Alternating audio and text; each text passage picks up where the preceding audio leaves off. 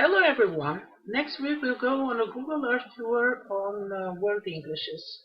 So you'll be able to listen to different varieties of English throughout the world. Google Earth is an important Web 2.0 tool.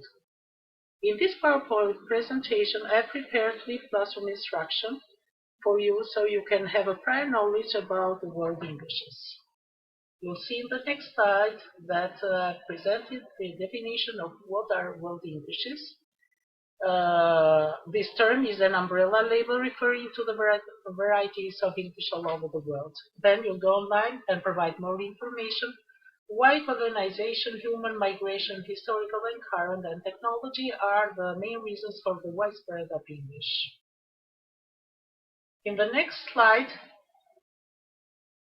you'll identify 5 or 6 countries where English is the official language. Then write the capital cities of the main countries where English is the native or the official language. It's going to be like a geography lesson too. And then draw a 3 columns table and put at the head of each column New English, Older English, and Pacific Oceans English, and list 2 or 3 countries belonging to each category.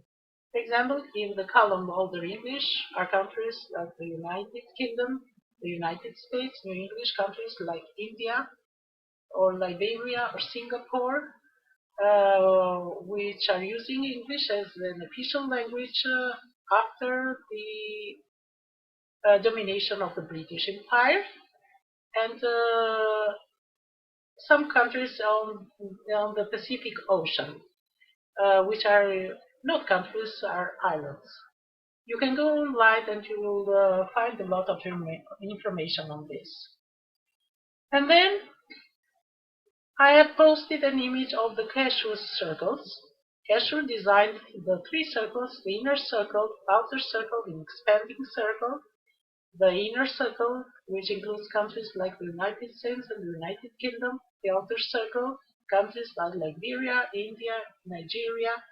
As I mentioned before, countries where English was established as the official language of the country after the domination of the British Empire, and the expanding circle, which is becoming bigger and bigger given the conditions of the globalization and the development of technology, which has made the world more interconnected than ever.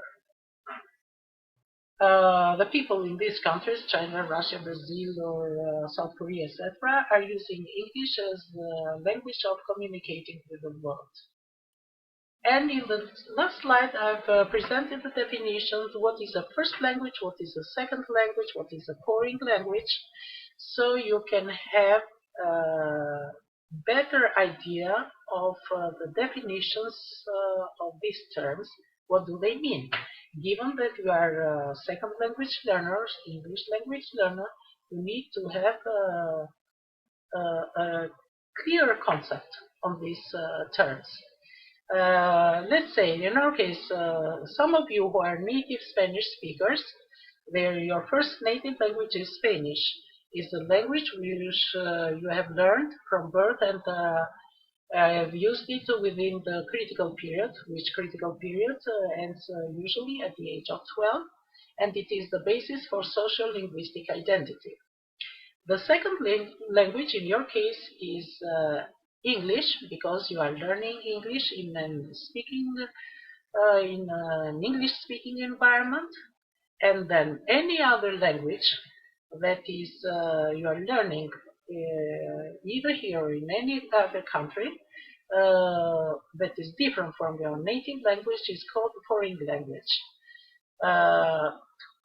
Let's say if you learn in the United States, if you learn Spanish, if you learn Portuguese or Dutch and you are Spanish native speaker, this is a language is considered as a foreign language. I hope you'll enjoy more the Google Earth tour and participate actively due to the prior knowledge on this topic. Thank you, and see you on our next class.